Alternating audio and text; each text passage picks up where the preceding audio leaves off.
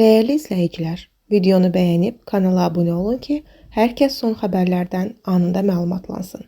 Müğənni Almaz Saraylı övladının toyuna heç bir ifaçını dəvət etməyib. Xəbər verilir ki, sənətçi bu haqda qonaq canlı verilişində deyib. O bildirib ki, söz-söhbətdən qaçmaq üçün bu addımı atıb. Müğənnilər məni ad günü və toya dəvət edirlər. Gedəndə də quzu kimi otururam. Amma görürəm ki, o biri müğənnilər küsür. O deyir, niyə mən oxumadım? Bu deyir, mənə söz vermədi.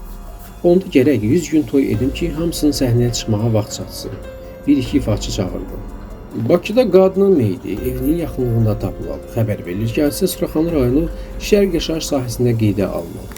65 yaşlı Şəlalə İskəndərova ad-soyad şərtidir. Meyidi yaşadığı evin yaxınlığında aşkarlanıb.